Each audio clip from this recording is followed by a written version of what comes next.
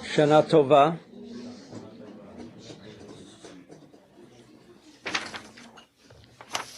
This is the first time that we celebrate the Tkufat Nissan, or the New Year, because it says in the Torah, in fact, we just read it this Shabbat, about in Exodus, Shemot, Yud Bet, it says, Chodesh hazeh lachem Rosh Chadashim, Rishon hu lachem lechodshei hashana. In other words, Chodesh Nissan is the New Year, because it says, this month shall be unto you the beginning of months. It shall be the first month of the year to you. It couldn't be more clearer than that when it says that this month, Nissan, shall be the beginning of the year. So actually this is the New Year. In fact, we know that Rosh Hashanah, we have learned in the courses, that Rosh Hashanah, while most Jews think it is the first month of the year, and therefore they say Happy New Year or Shana Tova, without understanding that the Torah in Parshat Pinchas, in Bamidbar, in the fourth book of Moses, specifically calls the month of Tishrei, the month that we refer to as the New Year, as the seventh month of the year. Tishrei is the seventh month of the year. So obviously, why, one may ask then, why do we say Shana Tova in Rosh Hashanah? And why is it called Rosh Hashanah? When in effect, Nisan is Rosh Hashanah. But the answer is, here the Torah says Rosh Chadashim. It is the beginning of the, or the head of the year. The head of the year. And it says very clear, it is the beginning of all of the months of the year. Beginning of all of the months. So we see a difference between year, which I won't explain, because that is already explained in the discussion on Rosh Hashanah. But the point I want to make here is that it is clear that this month is called the beginning of the year. Now, at the same time, we have in Parshat in the book of Deuteronomy, when the Torah is talking about Pesach, which is what makes maybe this month so famous. So we think that because Pesach, or the Exodus, occurred in this month, and therefore this month is so significant. Whereas in Kabbalah, we know it's the reverse. Pesach is the result. The Exodus is the result of the cosmic effect called Nissan. In other words, what came first? The fact that the Jews left Egypt and therefore this month takes on such importance, or is it the other way around? Because this month has such significance, and therefore the only time that the Exodus could take place is in the month of Nisan. This is always the question, what is the cause and what is the effect? But it is obvious that as thought comes before action, therefore, the unseen factor, which is the cosmological effect of Nisan, precedes the Exodus, because the Exodus already is a physical manifestation, an expression in physical terms, and therefore anything that becomes physically expressed then is considered an effect to some prior unseen force. Now it also says in chapter 16 of Deuteronomy, Shamor et Chodesh Aviv, Basita Pesach LaShem Lecha. It makes it very clear that this period, or this season, called Aviv, spring, is the significance, because it doesn't refer to the month of Nissan. It refers to the month of Aviv. Aviv is the significance. Not even Nissan. Aviv, spring. Now when is spring? March 21st. That is the beginning of spring. Therefore, at great length in my book Star Connection, I make it clear why we have an extra month, meaning Adar Aleph and Adar Bet, because unlike the Muslim lunar calendar, where holidays can flow throughout the year, the designation of Nissan, the month of Nissan, must always coincide with the real significance, which is called spring, Aviv. Therefore, the Torah says, Shemot Chodesh Aviv. You must never permit, like in the lunar calendar of the Muslim, where their holidays can run throughout the year. Why? Because since the lunar month only has 30 days, in fact, less than 30 days, and there are 365 solar days in the year, so every year there's 5 days missing. 5 days missing.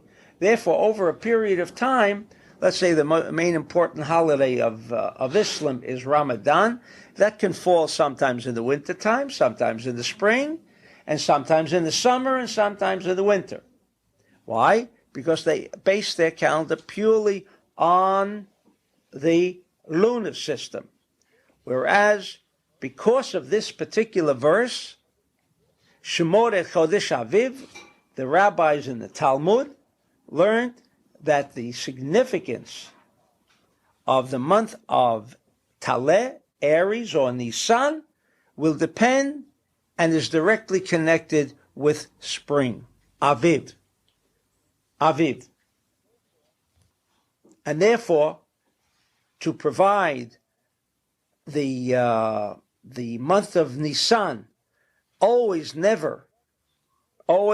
never occurring more than 30 days away from the first day of spring, it must always be within 30 days. Once it's within 30 days of Nisan, of spring, it has the effect of Aviv. And as we know, what does Aviv mean? Spring. What does spring mean? And certainly in the vernacular in English, it means going forth. We call spring. That's when all the flowers come forth. There's even an expression to spring someone from jail, to take him out of jail. Spring has become synonymous with freedom. So it's not Nisan, it is not the Aries, but the significance of, or the factor, the cause that brought about the exodus from Egypt is not Nisan, but Aviv. Therefore, the Torah makes its point, Shemot et Chodesh Aviv, watch or observe the month of Aviv, and you shall make Pesach l'Hashem Lecha. Ki b'chodesh Aviv hotziacha Hashem Lecha mimasayim laila. Because in the month of spring, it doesn't say the month of Nisan, or it doesn't even say the first month. It says the month of Aviv. So, spring has a very significant meaning for Jews. For Jews. And therefore, the time came that we should also celebrate, as we do when we read HaChodesh Hazeh Lachem, which is just before Rosh Chodesh, we read this idea of spring. All right? So there is a basis. So the true significance of the Exodus is Chodesh Aviv. So I just want you to remember that as we proceed on to our lecture on the significance of this new year, and that it is spring, and it is spring rather than Nisan. Now, How do we know there are 4 seasons? Well, that's what we studied in school. How do we know? Someone told me the other day that the Persians observe spring as the new year. And I asked a very important Persian, meaning a Muslim, I said, who decided this was the new year? Tell me, who decided that? And the answer was, I don't know. No one knows. But tonight we shall learn where it came from. But the fact that Persians observe New Year, I can understand the Christian New Year. They're celebrating the Brit.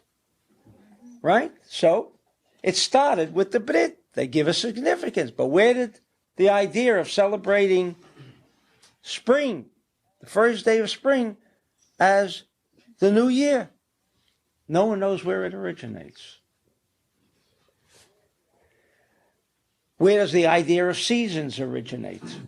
Of course, we can make calculations, and the sun is at certain points, 4 points during the year, that ushers in these different seasons. And of course, again, not to dwell on the idea of how many days does a season consist of? 91. Ask an astronomer, why 91? Why 91? He says, well, you divide the year into 4 parts. I said, why do you have to have 4 parts?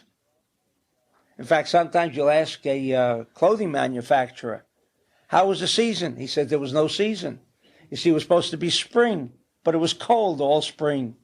Or ask him, how was the winter season? He says there was no winter season. It was warm. So there's no winter season. In other words, we think we have seasons. If you're thinking of seasons in terms of climate, then you've made a mistake. If you think in terms of cosmic effects, in other words, that each 91 days has a particular effect, on all of the people in planet Earth, well, then it takes on a new significance. So where do we know that there are 4 seasons? The Zohar says. And I want to begin with the Zohar, since we want to make our connection to the significance of this evening, because hopefully it will have more significance that we even dream of. And I read from Vayikra. Unfortunately, I can't remember. There's another part close by, and I just couldn't find it. There was a block, but I couldn't find it. But I did find this section in Vayikra, in Leviticus, Pei-Bet, page 82. Lamadnu, bedal tkufat b'shana nifsak hakol, v'dinim mitorerim. There are 4 seasons in the year, and what happens in the beginning of those 4 seasons? What happens? If I were to ask what happens tomorrow or tonight, well, supposedly it ushers in the spring season. That's how you speak to most people all over the world. What is spring? Well, they had to start a certain date, and on that certain date, we begin the spring season. What happens if it's 32 degrees? Then the spring season didn't start. Wrong. Because it has nothing to do with the climate. Another misconception of what seasons are about. And our question, why 91 days? 91 days in every season. The Zohar tells us what happens in every season, the beginning of every season. Nifsak hakol v'dinim me'orerim. On this day of each of the 4 seasons, kol, that's a code word for central column, dinim, or negativity, is aroused. Negativity is aroused.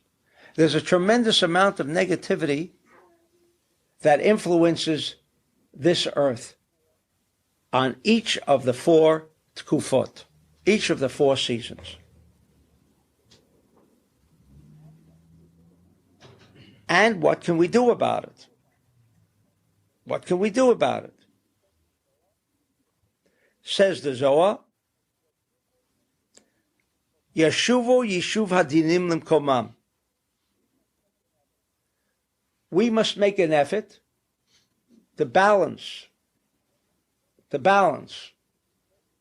cosmos, and certainly the best day to do that is the day or the head or the beginning or the keter or the crown of that season, to restore it. And there is only one way to restore it, and that is with the influence of the kol. Kol is a code word for central column. For central column. The Zohar says elsewhere, when it discusses the 4 seasons,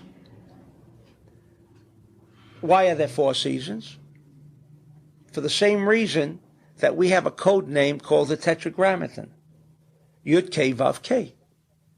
Why is that the most powerful name of God? Because each letter represents a particular cosmic influence. The Yud, the top of the name, the head of the name, is Nissan. Is Nissan. This first Hey, which we know is negativity, and the Yud we know is right column. Right column. The Hey, the first Hey of the Tetragrammaton, which is negativity, and therefore, do you know why it gets hot? Not because we can say it's hot. We can have a very mild summer. You can have a very hot summer. It has nothing to do with climatic conditions. But what is governing is the first Hey. The first Hey is called Bina, but also the first Hey is negativity. Left column. And therefore, it's very hot. From the idea of fire. Fire and negativity are synonymous. The Vav of the Tetragrammaton is the fall. That's why it's beautiful. Why is it beautiful? Because it's central column. Central column. Balance. So everyone feels good in the fall. Everyone feels good in the spring. And then comes the final Hey. Malchut, negativity. Very cold. In other words, again, no balance. And therefore there are 4 seasons. And we make use of the Tetragrammaton to control the effect of these seasons upon us.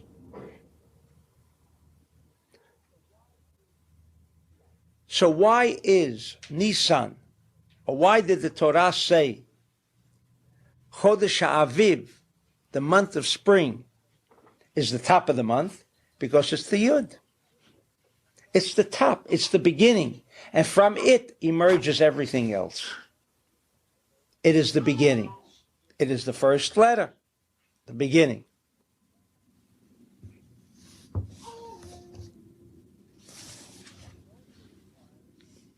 But it also requires Nissan. It also requires the ram. And they took the ram. Why did they take the ram? Because the ram is significant of negativity, as we shall shortly learn.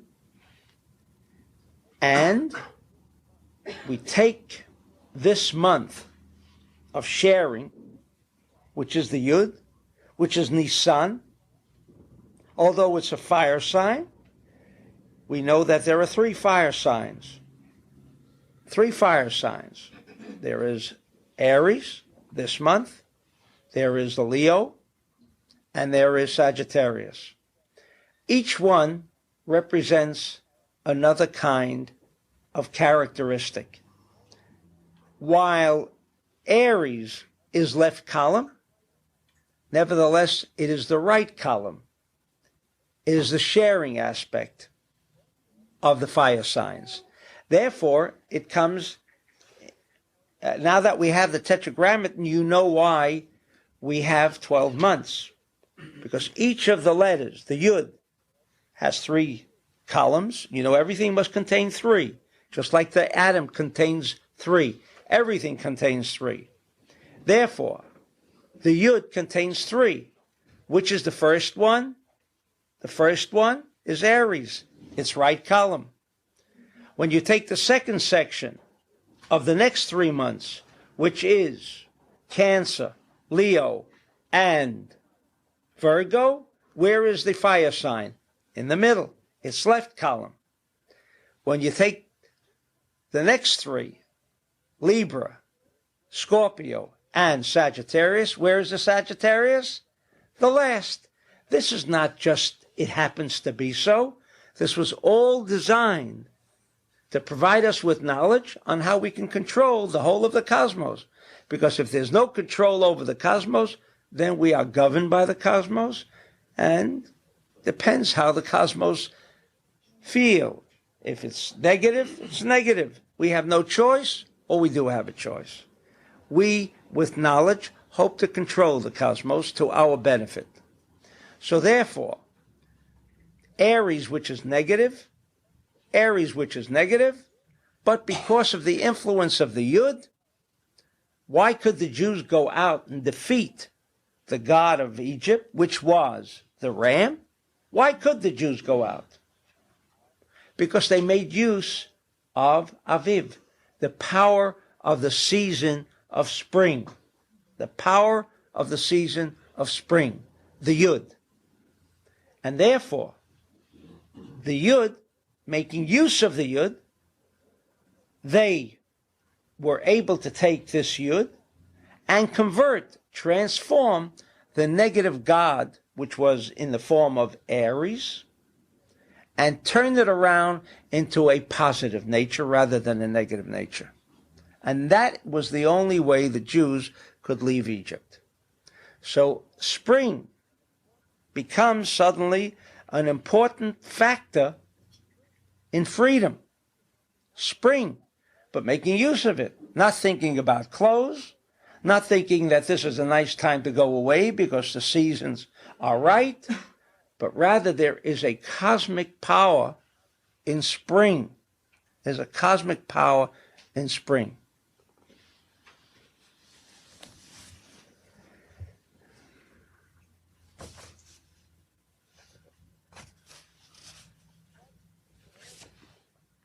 But for whatever reason,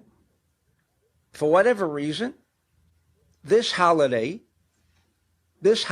of spring, which is already mentioned in the Torah, its significance is already mentioned in the Torah. Today I want to spend a little time on its connection with Paras, Persia. Where did Persia come from? When is the first time it's even mentioned? Is it only in in the history books that we find the emergence of Paras? We find even before Daniel, we find in the prophet Yechezkel, in the book of Yechezkel, the first time that the word Paras is mentioned. In chapter 27 of Yechezkel or Ezekiel, verse 10, it says, Paras velud. Paras velud. When I noticed that for the first time, that struck me as so unusual, and yet it reminded me of the Zohar. For those of you who read occasionally the Zohar, whether it's in English or in Hebrew, there is constant reference to the Shimon going from Lud to Lud. Always. Going from away from Lud or going to Lud. We think Lud is in Israel. But actually, Lud is already explained in the Zohar that it was not referring to a place. It was not referring to a place. But in any event, in this verse in Ezekiel is the first time that Paras is mentioned.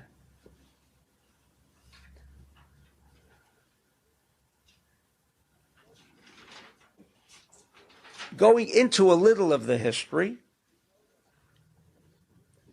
we know that the Jews were located in Israel, and then the king of Babylonia, Nebuchadnezzar,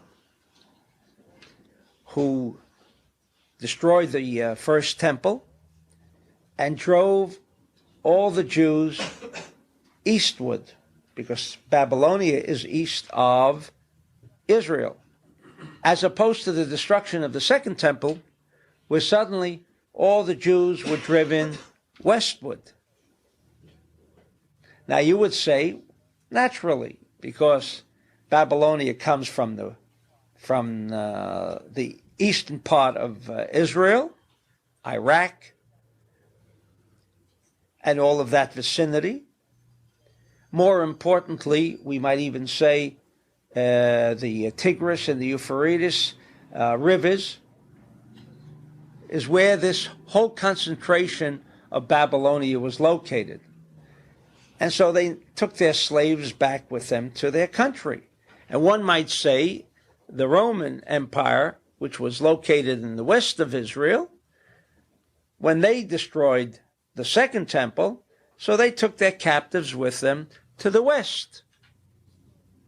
And so history emerged. You had Jews in the west and Jews in the east. That's the way historically it happened. But even that should have provided us with a great deal of significance.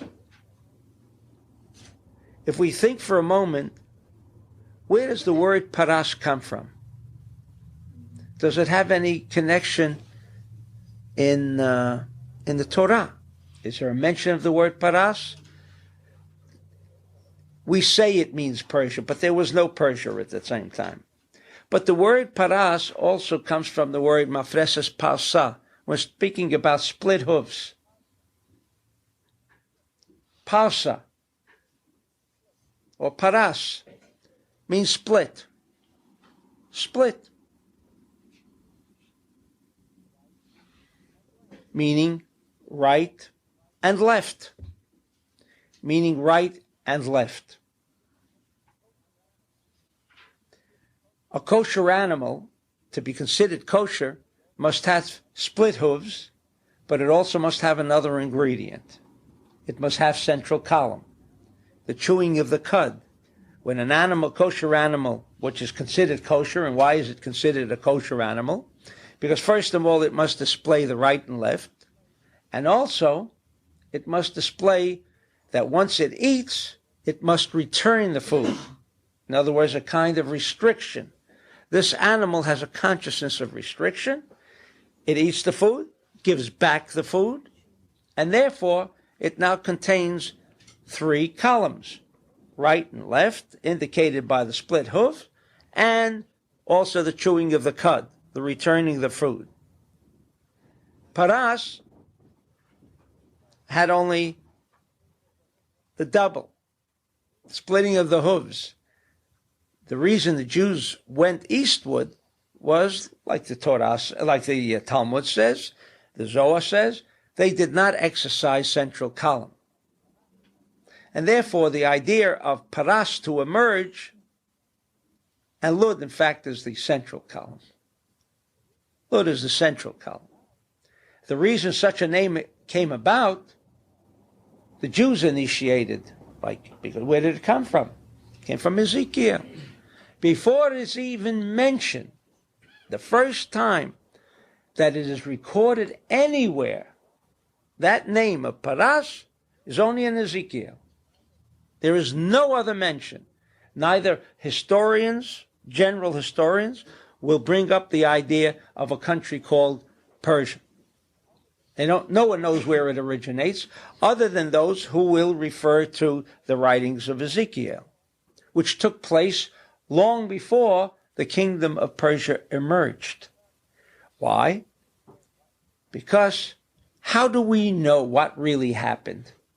How do we know what happened? How does the Zohar know what happened? And how does the Zohar know what will happen?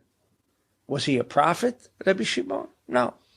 He was able to decodify Ezekiel, and as we shall shortly see, Daniel. The Rabbi Shimon and the sages of the Talmud were able to decipher this code, because the Torah is anything but a historical record of what happened. And certainly a historical record cannot tell you what will happen. And yet the Zohar knows what will happen in the future, and he records it for us because he gleans out his information from the Torah, which for him is not an historical record of events, but rather it is coded information that can assist us in understanding what happened, why it happened, and what will happen, and how you can prevent things from happening. So the first time that Paras is mentioned is in Ezekiel. Now we go to Daniel.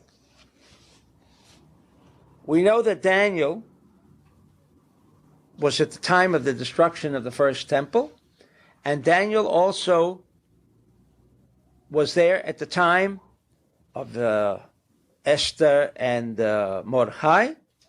We only know that because, again, the Zohar tells us that the word hatach, or as we know it to be a code name for kahat, as that word which is mentioned up there, kahat, is a code name for Daniel. So we know that he was also at the time of Purim. In chapter 8,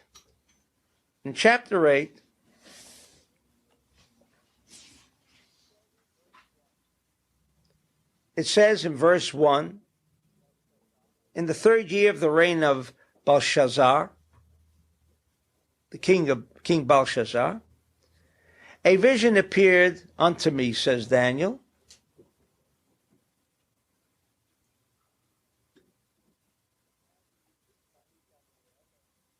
And he repeats, Ani Daniel, and I am Daniel, and this is me that is talking.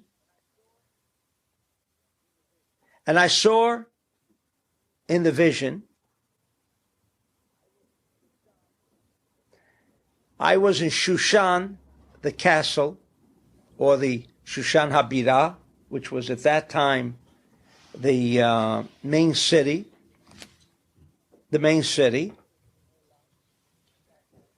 which was in Elam. At that time, it wasn't even referred to yet as Elam. And I was sitting near the stream called Ulai. I lifted up my eyes, and I saw before me, stood before the stream, a ram.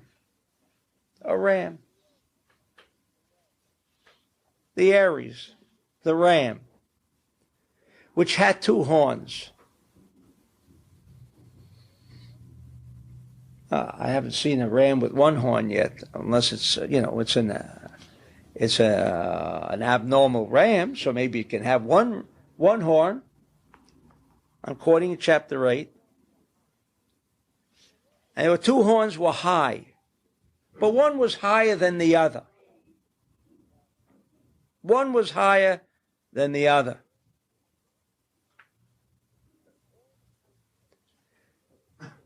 All the commentators, when they are discussing the horns, are obviously, does Daniel have to come and tell us about two horns? Are we interested? Wouldn't we understand that a ram has two horns? And then it's important to know that one was a little higher than the other. And all the commentators on this particular verse say that it's talking about Persia, Paras, because already it became known as Paras in the time of Ezekiel, and also Madai, which is Iraq. And they say that the horn, which was higher, represents, this is the commentators, again, out of a coded message, this is what sages can do. Like Rabbi Shimon and others can read into these words, and by their divine inspiration, channeling information, they know how to decipher, to decodify what is written. Because what is written certainly doesn't say what they're saying. Although we have many questions about his dream. I mean, it's so silly. But what they meant was, one was higher, meaning Persia was higher than Iraq, than Babylonia. All right? And the higher came up last. There were two horns, one higher than the other, and the higher came up last. What do you mean? Okay, that's what he says. The higher came up last. What does it mean? Also say the sages that first there would be an Iraq, and then there would be a Persian. That happened at the time of Mordechai and Esther. There was first an Iraq, Babylonia, Nebuchadnezzar, and then he was defeated by the first Cyrus. He was defeated by the first Cyrus. And then Persia came up. It rose second or last.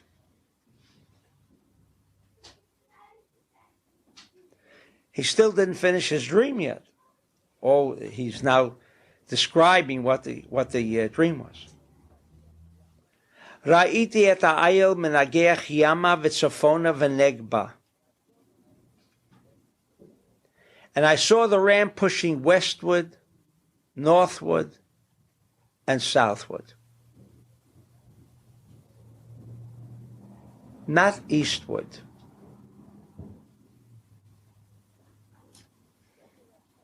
What does it mean? Three directions. Three directions. To tell us that the force and power of Persia extended then in these directions, not the other way. The other way, eastward, would of course be China and so on. That would be eastward. No, it would be pushing westward.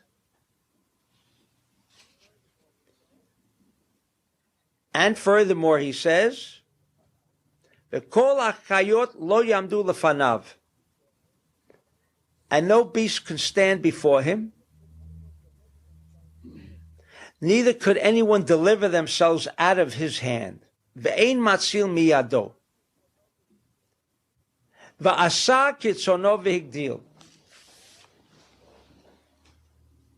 And the force would be so strong that there was no one that could stand up against him.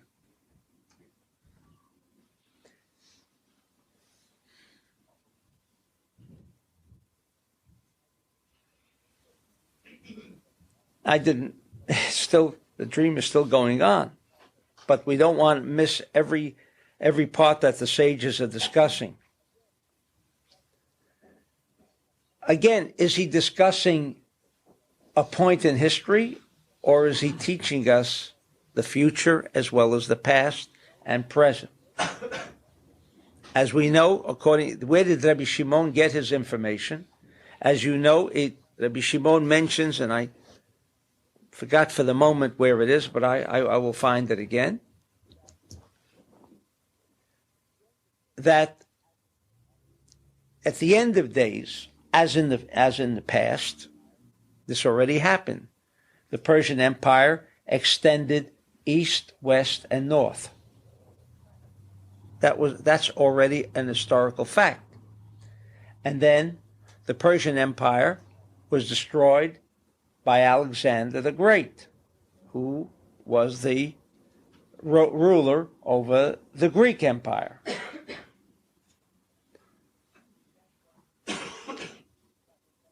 Is that what Daniel wants to tell us? No.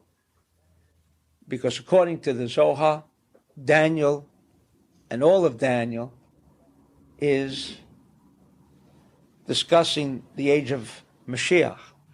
As you know, Daniel and a little of Ezekiel are the only books of prophets, but more so Daniel, that is written in Aramaic. Written in Aramaic, an old language. Is Aramaic a part of the Jewish language? If anyone thinks that it's only spoken in Kurdistan, making a mistake, because the whole Talmud was written in Aramaic. So this is not reserved just to a part of Persian. The entire Talmud. Not only the entire Talmud, we might even include the entire Zohar, was also written in Aramaic. Does that mean they were writing according to the language of the day? No, because they use the Hebrew language.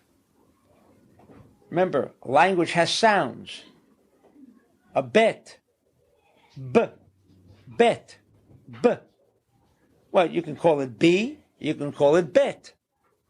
But the Hebrew language was used in the Talmud and in the Zohar.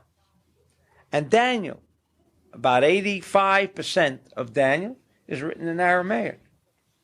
This is written not just merely to record history, but this is a complete message coded, which the Zohar interpreted and drew most of its information. And in the Zohar, it says that from Persia, in the end of days,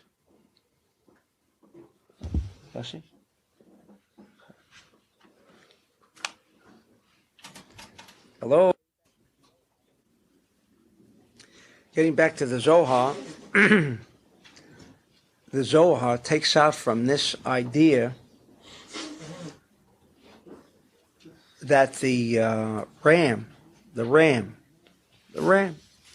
not an ox, not a goat, and we'll soon come to the goat, but it could be a lion. I mean, it could have been any other animal. The ram.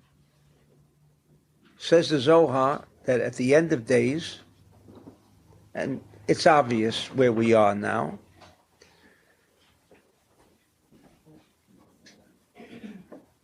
even I return to the idea of the two rams, which I didn't, two horns. It was inevitable that Iran and Iraq will always be at odds with each other. Always be at odds with each other. Daniel forecasted that. Not only then, if we only listen to Saddam Hussein, he said, "Who am I? Nebuchadnezzar." I mean, could he be more clear? Yet 2% of the people picked it up. Because we don't listen. We don't listen what's being said. History always repeats itself. And what Daniel is telling us, and more importantly, for our day. For our day. Because again, Persia will go forth. And the Zohar confirmed it when he said that the last king of the Muslims will be the king of Persia. He makes it so clear. Now, he's written this 2,000 years ago. And he didn't tell it to us just to make life interesting. He's trying to give us a message. Well, what's the message? You mean just that we know now what, I know now how history will unfold? Is that what's important? No. No. The Zohar always provides us with the track, the cassette of events, and tells us what is going to happen. It tells us when the Mashiach makes its appearance, what we should expect. We have signs. We will know when he makes his appearance. There will be signs. And terrible things will happen. Why is the Zohar telling us? All right, so terrible things will happen, so let's all sit back and wait for the terrible things to happen. No. The reason the Zohar mentions these specific ideas is to tell us we can do something about it. We can do something about it. Not let it happen the way it should. And more importantly today, we see, I should say not in the Western world, unfortunately, not yet, but there is only one danger left for human civilization. What Daniel said. These people from Persia, we can say maybe the Shiites, will go out, spread their religion, their brand of religion, all over the world, and as they are presently doing, including the United States, because only a few weeks ago there was an article in Newsweek of the quiet conversion of Christians to Islam. Would you ever believe that a Western mentality could convert to Islam? But there is a tremendous growth. Has it gone north? Yes. What will topple Russia ultimately is what's happening, and they're afraid of it. The enormous, this tremendous population of Shiites within the Republic of Russia, the southern part, or north of Persia. And Daniel is telling us it's wrapped up with the ram. It's wrapped up with the ram. Why did he choose a ram? He could have just given us a description without using the ram. Tell us two nations. Instead of putting so much in code, why didn't he make it clear to us?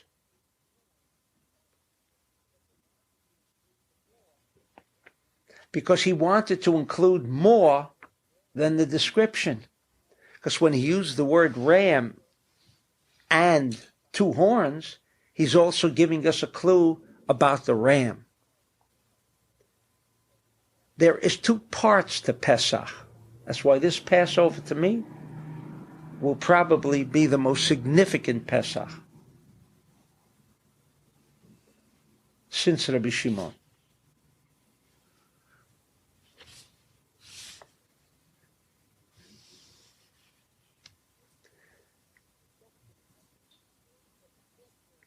Because so much has happened in such a short period of time,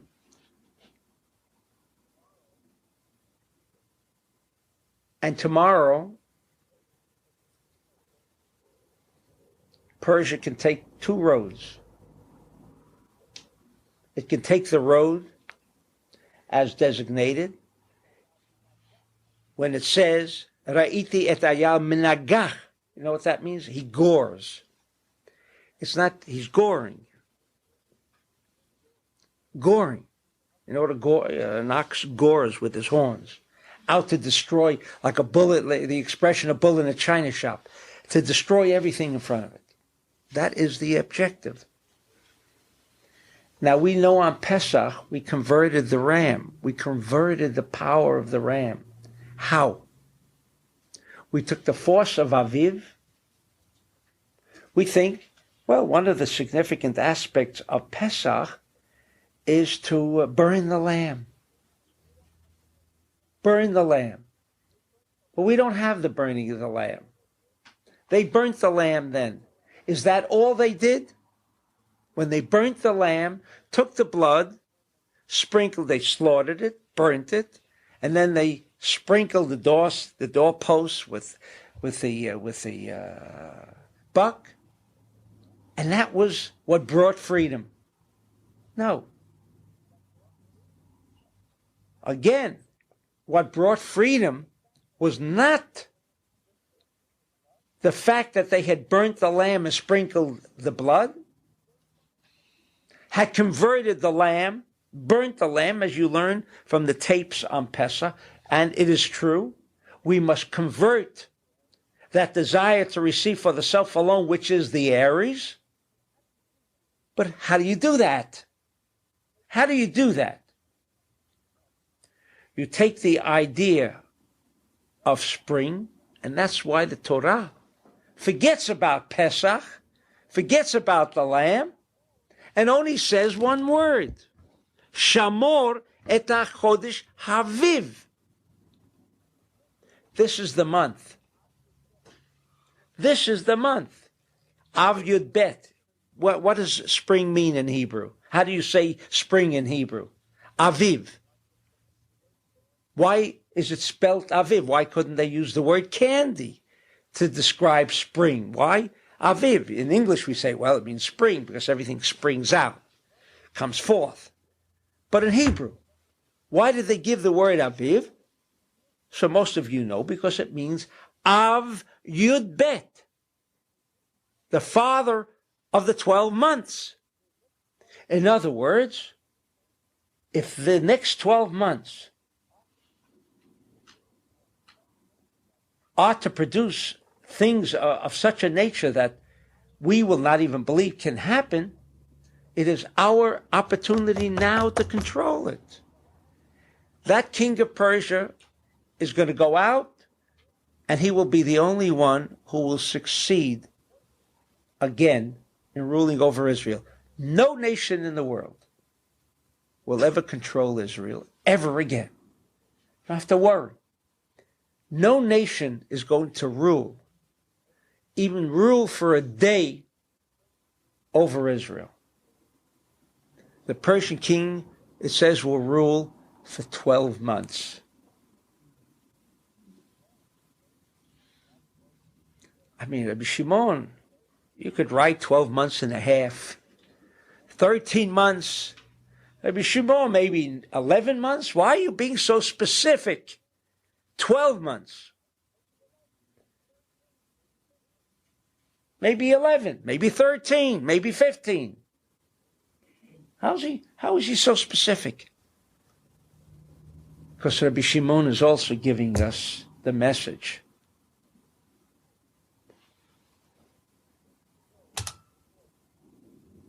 When we speak of control, again, we never mean control in a negative way. When we speak of control, we are discussing how we can control the cosmos, that the light becomes manifest. We can't control the world for evil. See what happens? Someone who wants to rain destruction on the world takes a fast. A month, 2, that's all they give him for evil. Evil no longer is going to take 10 years like it used to, or 20 years. No such thing. But we have the opportunity to convert that evil aspect when it exists in the world only in Aviv, only on Pesach. It's the only time. On Rosh Hashanah,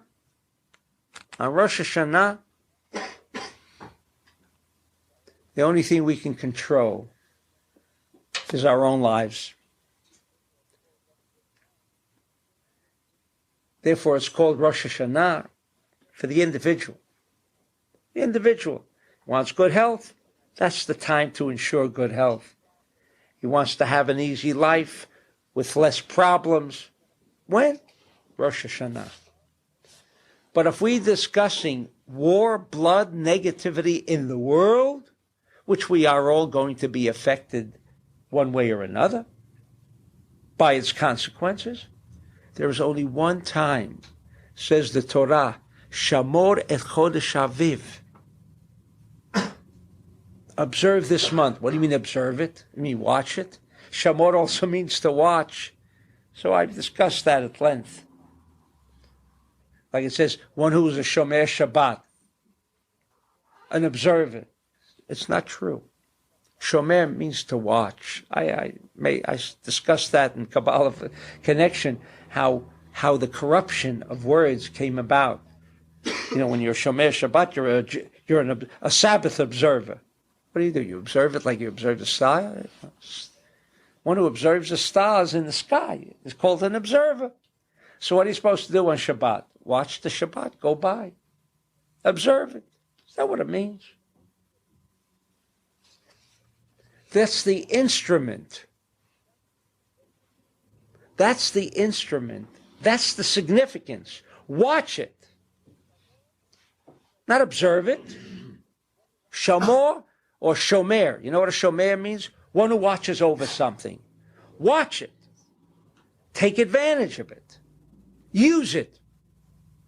Because it is the only tool that we have. And unfortunately, it comes in its most intensified state on Pesach. During the year, we try to take advantage of other cosmic events that can assist us, but nothing will alter the course of history as Pesach can. And there are so few Jews in the world that understand it. Most of the Jews know that. What is Pesach? The family gathering. How even that was so corrupted. Family gathering. I mean, why don't you get together the other 53 weeks of the year?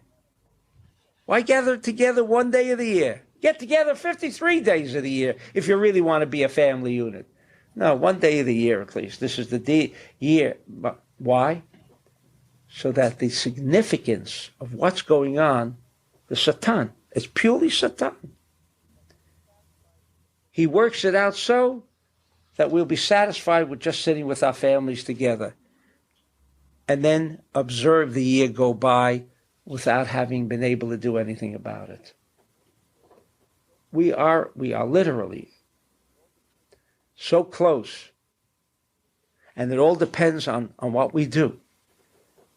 That's why Pesach is so important to us, and everyone should participate. Everyone should participate. And now, in the next few minutes, I just want to say that this new year never originated as a Persian holiday. Never. Why? Because as Ricardo asked the question, but wait a second,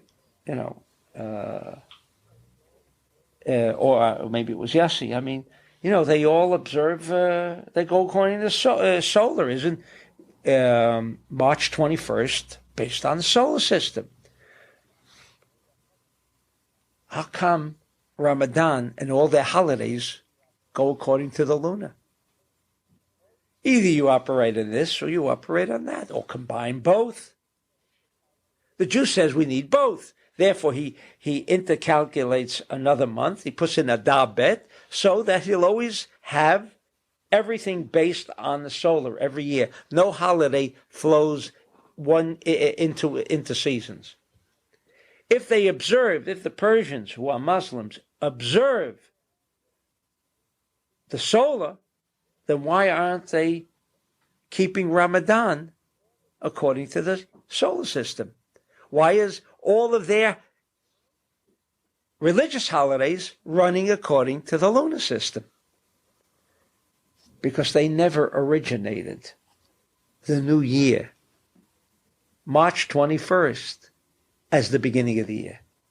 It was the Jews who were driven out of Israel and went to Persia. They created this new year, which is a new year. It is the new year. It says so in the Torah.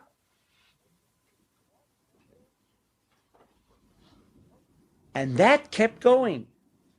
And ultimately, people lost the significance.